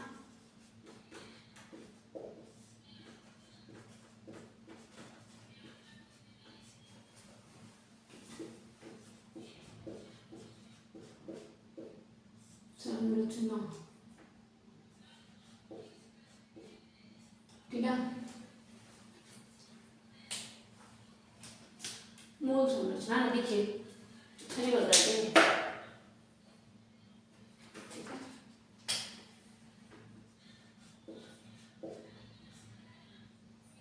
ओके, संविधान की मूल संरचना बेसिकली इसमें बात वही की गई है कि संविधान में संशोधन की प्रक्रिया कैसे शामिल हुई। ठीक है, संविधान में संशोधन हुआ तो पहली बार संशोधन कैसे हुआ, तो हम चलिए हाँ फटाफट वेरी सिंपल क्लास में सीख लेते हैं फटाफट। देखिए आपको सबको पता होगा पहला संविधान संशोधन कब हुआ था? 1951 में हुआ था ना। ये भी पता है अनुच्छेद 368 के तहत होता है। संविधान में संशोधन कैसे होता है? अनुच्छेद 368 संविधान संशोधन, ठीक है। पहला संशोधन कब हुआ? 1951। क्यों हुआ था भाई? शंकरी प्रसाद एक केस था ना, शंकरी प्रसाद केस 1951, जिसने क्या किया? संपत्ति के अधिकार को हटाया। संपत्ति के अधिकार को, जो मूल अधिकार था ना उस समय, मूल अधिकार था उस समय, है ना। देखिए संविधान में संशोधन जरूरी है, जाहिर सी बात आप समझ गए कि कुछ भी चीजें ऐड करनी है, कुछ भी रिमूव करना हो, in that case we need amendment, right. बहुत सारे अमेंडमेंट अभी तक हो चुके हैं। तो अमेंडमेंट की शुरुआत कैसे हुई भारत देश में? अनुच्छेद 368 के तहत, है ना। एक साल बाद ही देखिए 1950 में हमारा संविधान हमने लागू कर लिया, ठीक है। 26 जनवरी 1950 को भारत देश में इम्प्लीमेंट हो गया, ठीक है। हाँ, ऑफिशियली पूरी तरह से हो गया, हालांकि वो पहले से भी संविधान चल रहा था। कुछ बातें थी जो संविधान की पहले से जब वो बन गया था तब से जो हमारा संविधान दिवस है उस दिन से ही कुछ बातें लागू हैं पर, लेकिन प्रॉपरली जो बोला जा रहा है, जो माना जा रहा है आपका 26 जनवरी गणतंत्र दिवस, उस दिन के बाद की बात करते हैं तो 1951 एक साल बाद ही संविधान में क्या हुआ? संशोधन हुआ। 1951 में ही एक साल बाद ही संविधान में संशोधन हुआ। शंकरी प्रसाद केस आया था एक, उसने 1951 में उसने एक प्रस्ताव पेश किया था या एक रिक्वेस्ट रखी थी या एक संपत्ति के अधिकार को मूल अधिकार होने की आलोचना करी थी। तो उसके तहत जब केस चला था तो उसमें क्या हुआ? जो संपत्ति का अधिकार, जो संपत्ति का मूल अधिकार था, जो हमारे उस समय 7 मूल अधिकार थे, पढ़े हमने ना, अधिकार मूल अधिकार में पढ़ा 7 मूल अधिकार थे। तो एक कट या आज की डेट में हमारे पास 6 मूल अधिकार हैं। तो क्या है? 7वां मूल अधिकार जो था, जो संपत्ति का मूल अधिकार था, उसको क्या किया गया? अनुच्छेद 368 के तहत ही 1951 में संशोधन करके क्या किया गया कि संपत्ति के मूल अधिकार को मूल अधिकार में से हटा दिया गया। देखिए संपत्ति का अधिकार तो आपका आज भी है, जीवन के अधिकार में है संपत्ति का अधिकार, पर मूल अधिकार नहीं है, है ना। ये बात तो समझ गए ना आप लोग। और संविधान ने क्या क्या चीजें बोली है? क्या हो गया?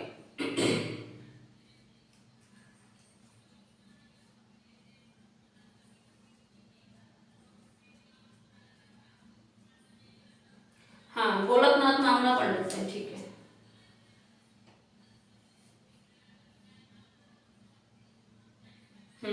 गोलकनाथ मामला, ठीक, 1967 में हुआ था ना। ठीक, ये तो शंकरी प्रसाद केस था। अब पढ़ लेते हैं गोलकनाथ मामला। गोलकनाथ मामला, ये जो मामलों की बात होती है ये इसलिए हो रही है क्योंकि भाई ये बातें, ये केस चले हैं न्यायालयों में, ठीक है। ये जो है ये न्यायालयों में ना केस चले हैं, ठीक है। तो इसलिए और उन पर कुछ निष्कर्ष आया है, न्यायालय ने कुछ निर्णय दिया है, ये बात कुछ ज्यादा इम्पोर्टेंट रही है, इसलिए ऐसे हमारे कोई केस, भगवान नगर कभी ऐसे केस चले तो वो नहीं आए। कुछ इसमें बहुत लॉजिकल, कुछ बहुत बड़ी बात रही, इसलिए इन लोगों के केशवानंद भारती केस हो गया, शंकरी प्रसाद हो गया, आपका गोलकनाथ केस हो गया, ये सारी चीजें क्यों आ जाती है क्योंकि इसमें बहुत ज्यादा चीजें कुछ इंपॉर्टेंट रही है ना।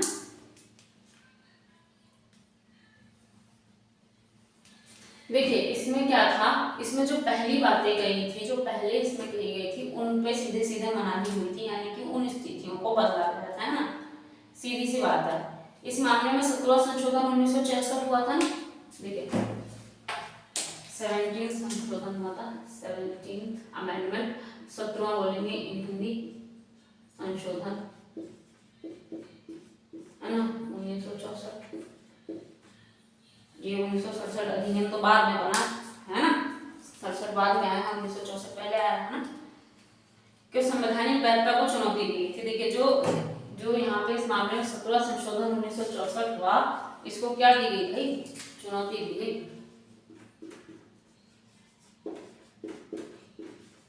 चुनौती दी गई, है ना।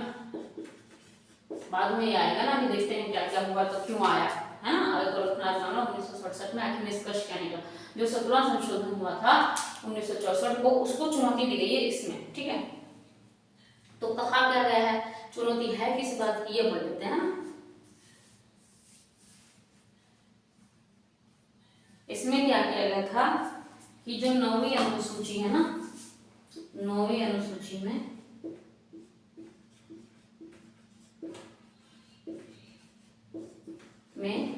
राज्यों द्वारा किए गए कुछ कार्यों को जोड़ दिया था। देखो ये बहुत इजी लैंग्वेज है, वो जोड़ दिया, ठीक है।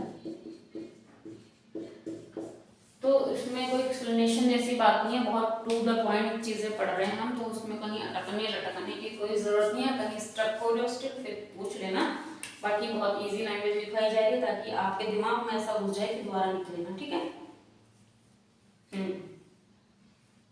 राज्य की जाने वाली कुछ कार्रवाइयों को जोड़ देगा, ठीक है ना। तो इसमें सर्वोच्च न्यायालय ने क्या कहा था कि मौलिक अधिकारों को अपवर्तनीय स्थान प्राप्त है, वो कभी परिवर्तित नहीं हो सकते हैं ना। न्यायालय ने क्या कहा,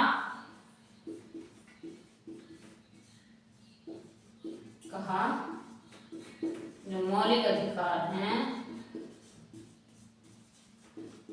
अपरिवर्तनीय है भाई, उनमें कोई चेंज, कोई परिवर्तन नहीं किया जा सकता है।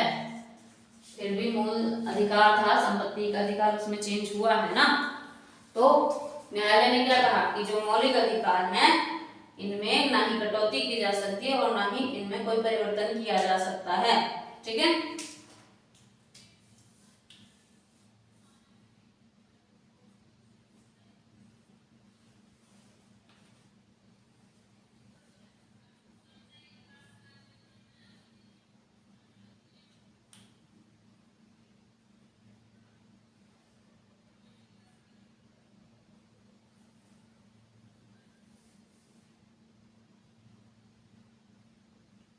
चलिए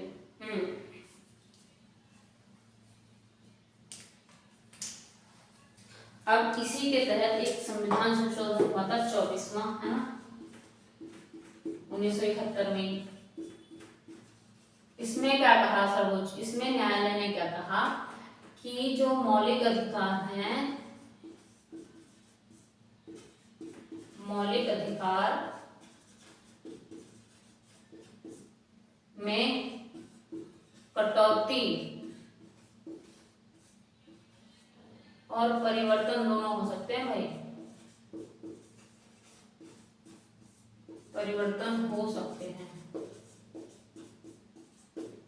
हो सकते हैं की बात है, इसमें नहीं हो सकती की बात है, तो थोड़ा सा ध्यान रखना। देखिए एक निष्कर्ष निकला जो कि ये निकला फाइनल, ये इसकी बात हो रही है, लेकिन इसके अंदर चीजें कौन कौन सी हुई है भाई। कभी तो 17 संशोधन 1964 ऐसी ऐसी चीजें कह रहा है, कभी आपका 1971 में ये चीजें हो रही, कभी न्यायालय ये कह रहा है, कभी न्यायालय ये कह रहा है। इन्हीं सब पे जो निष्कर्ष निकलेगा वो देखेंगे। 1964 वाली एक बात नहीं होगी कि आप इसको ऐसे पढ़ लोगे, इसमें 2-4 बातें हुई होगी ना, केस ऐसे तो नहीं चला होगा इसने जाके ऐसे बोल दिया और सीधे जज ने फाइनल कर दिया चीज, है ना। उन्होंने भी सुना होगा, उन्होंने फिर और कुछ किया होगा, उन्होंने फिर कुछ और किया होगा इधर से, तो ऐसी चीजें चलती रही। उसके बाद जो निष्कर्ष निकला वो निकला, है ना। तो इन्होंने क्या किया था, 24वां संशोधन किया 1971, हाँ ठीक है, लिख लेना ये। तो इस अधिनियम ने क्या किया, अनुच्छेद 13 और 367 में संशोधन कर दिया ना। इस अधिनियम ने जो 1971 था, 1971 का अधिनियम ने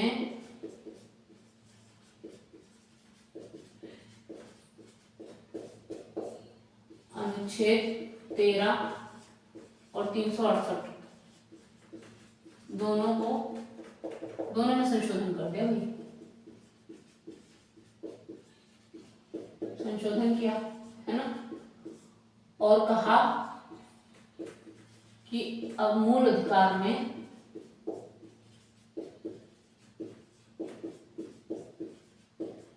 संशोधन, कटौती संभव, पॉसिबल है नहीं। आई बात समझ में। अभी निष्कर्ष कहां तक पहुंच गया है कि मूल अधिकारों में हमारे कटौती संभव हो गई है। अभी पहले क्या था कि ये सब संभव नहीं था, है ना।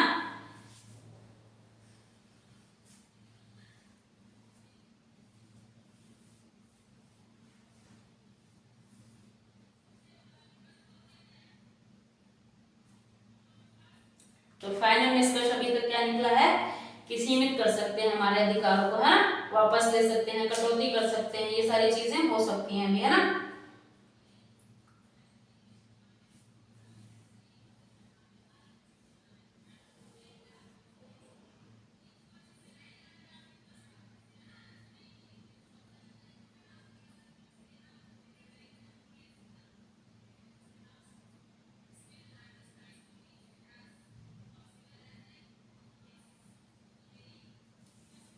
यही था यही था।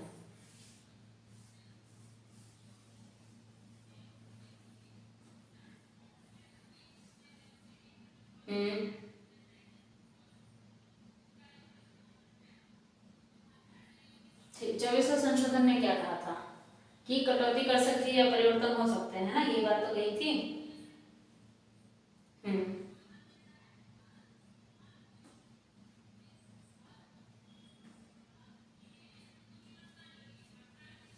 ये बात तो कही, लेकिन इसके साथ कुछ और बातें भी तो कही गई जो आज की डेट में फॉलो की जाती है ना। इसके साथ उन्होंने एक नया सिद्धांत दिया न्यायालय ने,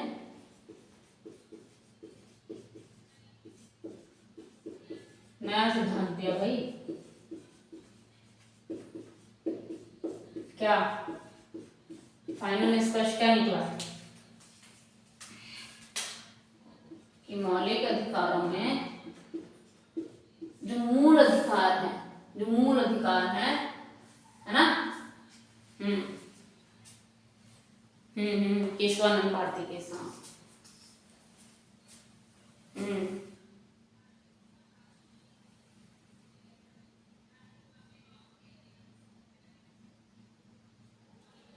जो मूल संरचना है उसको, हाँ, संविधान की मूल संरचना को बदलने की शक्ति नहीं देते हैं, हाँ ठीक है।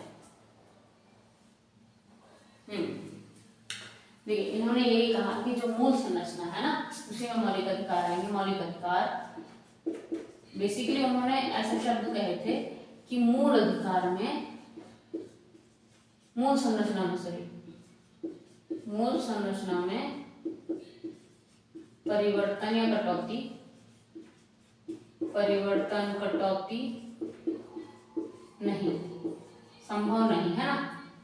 इसी में कहा था, यानी कि क्या हुआ, सीधी सी बात क्या है मौलिक अधिकार ना ही कटौती कर सकता है मौलिक अधिकारों में, ना ही मौलिक अधिकारों की वापसी कर सकता है। जो मौलिक अधिकार दे दिए गए हैं वो मौलिक अधिकार दे दिए गए किसी भी संशोधन के तहत, ना ही मौलिक अधिकारों की कटौती की जा सकती है, ना ही किसी मौलिक अधिकार की वापसी की जा सकती है। बात समझ में? तो सीधी सी बात है कि मौलिक अधिकारों पर कोई छेड़छाड़ अब नहीं हो सकती है। जो फाइनल डिस्कशन आया वो यही आया। ठीक है, मूल संरचना कैसे बन रही है? हमारे मौलिक अधिकारों से ही तो बन रही है। अब संविधान के मूलभूत ढांचे के सिद्धांत का सर्वोच्च न्यायालय द्वारा इंदिरा नेहरू गांधी ये वाला मामला भी तो आया था 1975 में। इंदिरा नेहरू गांधी मामला है ना,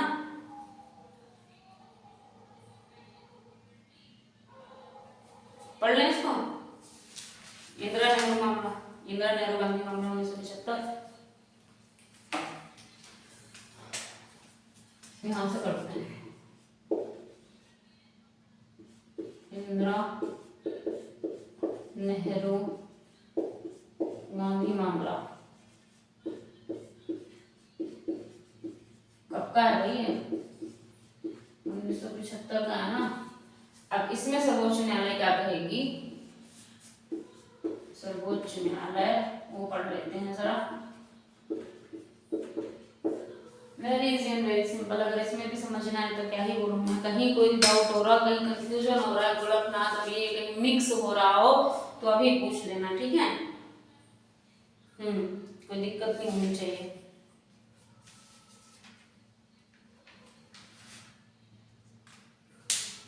कोई बात नहीं।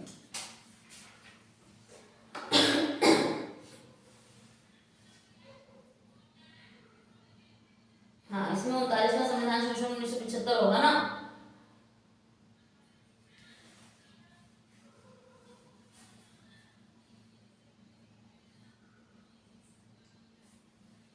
देखिए इसमें क्या किया गया, एक अनुच्छेद था ना, अनुच्छेद 39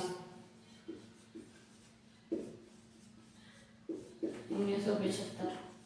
इसमें एक बात थी कि जो न्यायालय से बाहर कर दिया गया था ना उनके मामलों को। हाँ, यही तो ये बात यही कही गई है इसी मामले में। हाँ,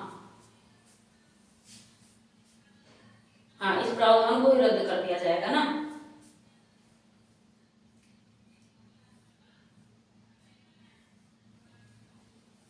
देखिए इसमें क्या था कि जो प्रधानमंत्री होंगे या लोकसभा अध्यक्ष वगैरह होंगे, चलिए लिख देता हूँ, प्रधानमंत्री हो या तो लोकसभा अध्यक्ष हो, इनके विवादी मामले जो थे ना,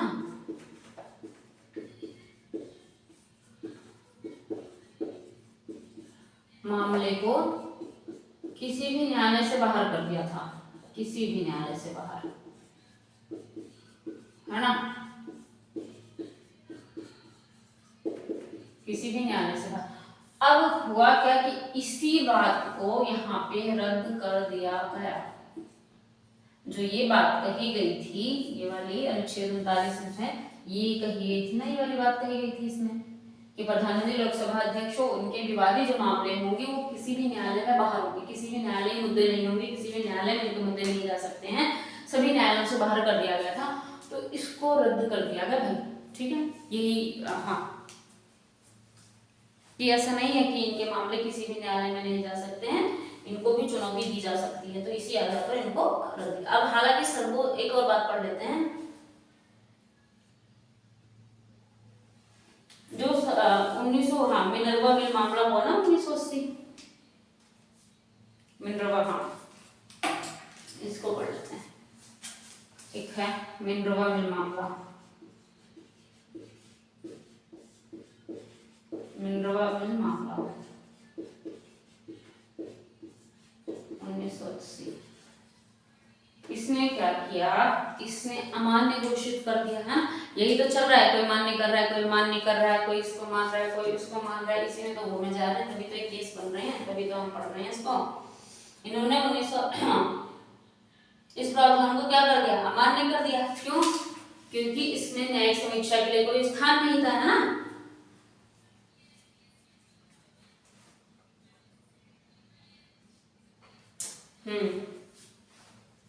मान्य घोषित कर दिया भाई इसको, अमान्य, इस मामले को ही अमान्य घोषित कर दिया 1980 में। मिनर्वा मामला जो है, मिनर्वा मिल मामला, इसपे ये बात को अमान्य यानी कि इनवैलिड घोषित कर दिया भाई जी, ये एक्सेप्टेड नहीं है। अब क्या होगा, क्या करेंगे, है ना, इसी प्रावधान को, ये जो प्रावधान था इसी को अमान्य घोषित कर दिया गया। और इसको करेंगे, इसमें भी एरो बना दूं क्या, इसको अमान्य घोषित कर दिया, है ना।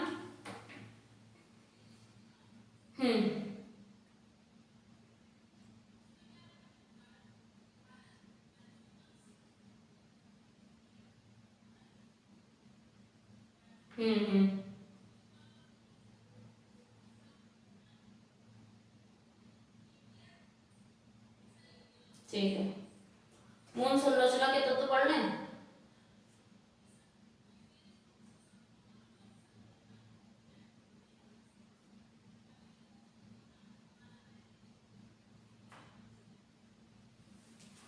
अभी जो फाइनल है वो क्या है, जो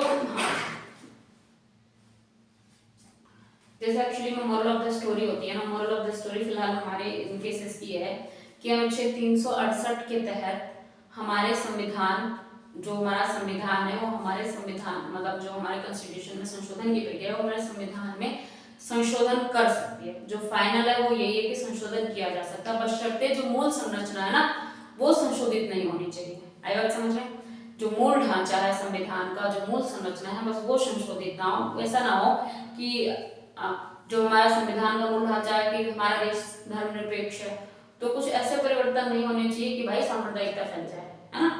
तो इन सब चीजों का ध्यान रखना है, इसलिए मूल संरचना और मूल ढांचे में कोई परिवर्तन ना हो। बाकी हमारे देश में फिलहाल तो है जो प्रोसीजर वो है कि संविधान में संशोधन हो सकते हैं, ठीक है, मौलिक अधिकारों में परिवर्तन हो सकते हैं, लेकिन मूल संरचना और मूल ढांचा परिवर्तित नहीं होना चाहिए। जो संविधान कहना चाह रहा है उसमें कोई परिवर्तन नहीं आना चाहिए। थोड़े बहुत अनुच्छेदों में परिवर्तन आ सकता है, अधिकारों में परिवर्तन आ सकता है, कर्तव्यों में परिवर्तन आ सकता है, बट जो एक मौलिक स्ट्रक्चर है उसमें कोई परिवर्तन नहीं आना चाहिए। जो संविधान को पढ़ते ही समझ आ रहा है कि ये संविधान इस पर बेस्ड है, ये संविधान ये है, उसमें कोई परिवर्तन नहीं आना चाहिए ना।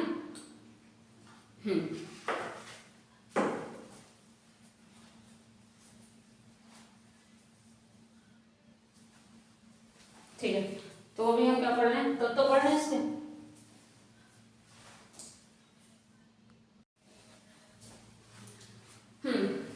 तो अभी आपको ये तो समझ आ गया कि फाइनल जो है वो क्या है कि संविधान में किसी भी भाग में और किसी भी मौलिक अधिकार में हमारे संशोधन पॉसिबल है, संशोधन किया जा सकता है, चाहे कोई भी मौलिक अधिकार हो हमारा देश का या फिर हमारा कोई भी संविधान का भाग हो, ठीक है। पर एक कंडीशन है, वो कंडीशन ये है कि हमारा कोई मूल संरचना, हमारा मौलिक ढांचा परिवर्तित नहीं होना चाहिए। तो हम ये समझ लेते हैं कि एक्चुअली में मूल संरचना में तत्व तो आते कौन कौन से जो परिवर्तित नहीं होने चाहिए, भाई कैसे समझेंगे हम कि क्या क्या है मूल तत्व जिनमें परिवर्तित नहीं होना चाहिए। तो हमारे क्या है संविधान के मूल तत्व, मूल तत्व कौन कौन से हैं जो परिवर्तित नहीं होने चाहिए, है ना, यानी कि मूल संरचना हमारी परिवर्तित नहीं होनी चाहिए ना, ये बोला है ना। संशोधन पॉसिबल है लेकिन मूल संरचना परिवर्तित नहीं होनी चाहिए, लिखना है क्या, संशोधन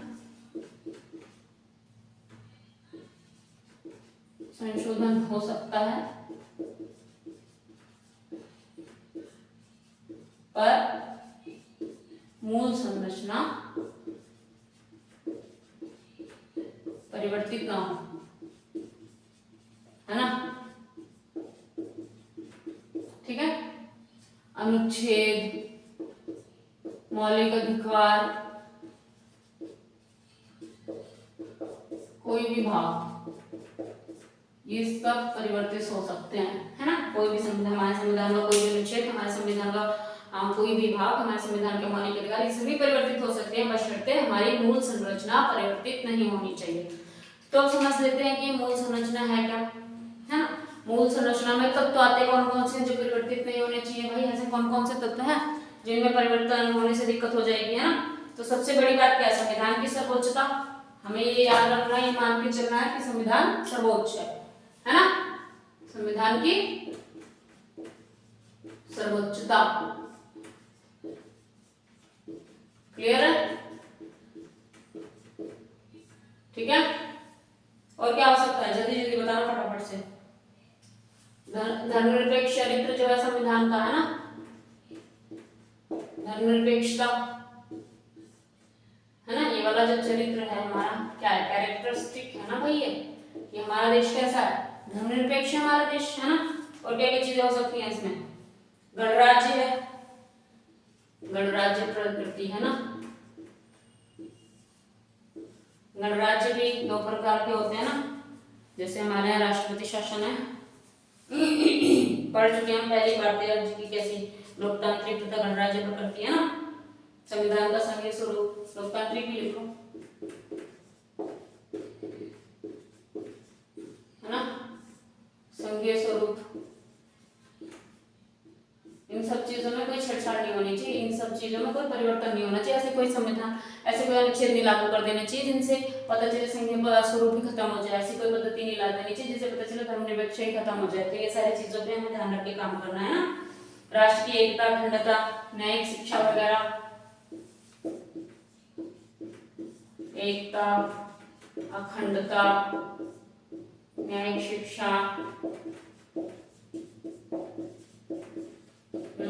और चीजें याद करो, फटाफट याद करो, बताते जाओ, खुद से सोचो ना कि संविधान में हमारा ऐसा क्या क्या है जिसमें परिवर्तन होने से कोई दिक्कत हो जाएगी। संसदीय प्रणाली, कानून का शासन, हाँ, कानून का शासन, है ना, संसदीय प्रणाली, और ठीक है, संसदीय प्रणाली में तो कोई चेंज नहीं आना चाहिए। न्यायपालिका की स्वतंत्रता, निष्पक्ष चुनाव, हाँ, न्यायपालिका की स्वतंत्रता,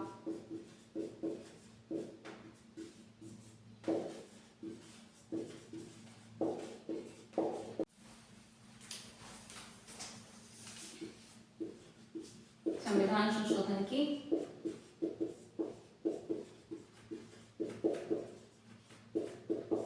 संसद को सीमित शक्ति,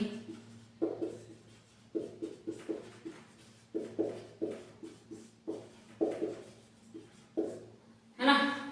ऐसा तो नहीं कि संसद जो मन कर के जैसा मन करे वैसा संशोधन कर सकती है, उसके पास शक्तियां भी सीमित है ना, उनको भी बहुमत लेनी पड़ती है ना, उनको विधानमंडल के राज्यों की भी, कई बार आधे राज्यों की विधानमंडल के आधे राज्यों की भी वो लेनी पड़ती है, स्वीकृति लेनी पड़ती है। तो ऐसा तो नहीं है कि संसद जो मन करे जैसा मन करे वैसा कर सकती है।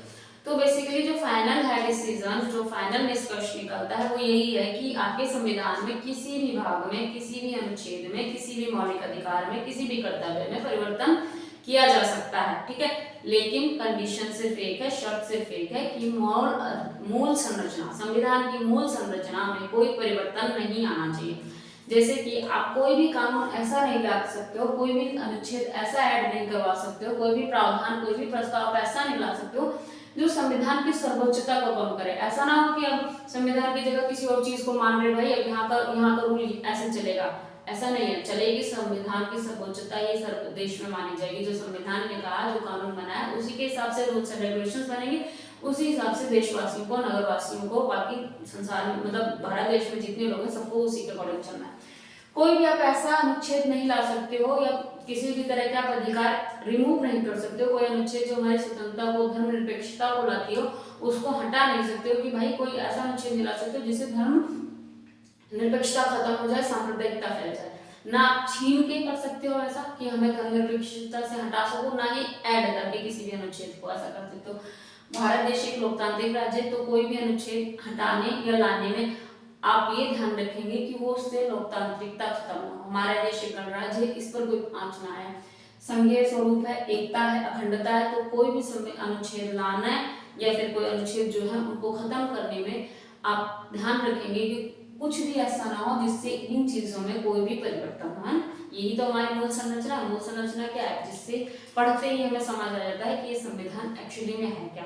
संविधान है वो उस देश का है, तो उससे पता चल जाता है कि इस देश की कार्यप्रणाली क्या है, इस देश के लोगों की हित और अहित में क्या चीजें हैं, इस देश की न्याय प्रणाली क्या है। तो ये सारी चीजें क्या मूल संरचना से समझ आ जाती है। मूल संरचना मतलब एक बहुत बड़ा एक्सप्लेन किया हुआ नहीं, जिसमें उसका सार छुपा हो, है ना, जिसमें उसका सार छुपा हो, मूल संरचना है। तो कुछ भी ऐसी चीजें नहीं करेंगे जिससे वो सारे परिवर्तित हो जाए, है ना।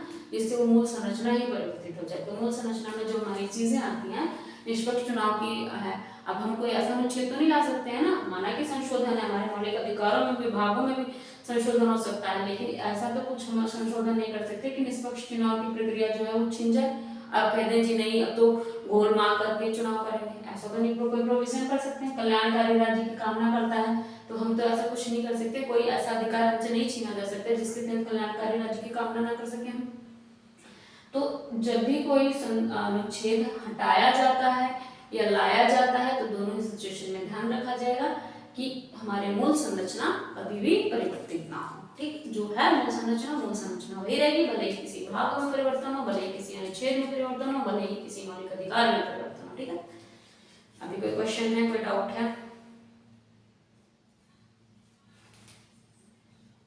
कोई बात नहीं, चलिए ठीक है, नो क्वेश्चन, आगे दें, थैंक यू। हाँ, एक और बात, कोशिश करें कि आपकी वजह से ना ही कोई जानवर ना ही कोई इंसान कभी भी दुखी हो। ठीक है, अपने आप को इस बात से बचा के रखना है कि किसी भी जानवर या किसी भी इंसान को आपकी वजह से दुख या तकलीफ हो रही है। ठीक है, थैंक यू।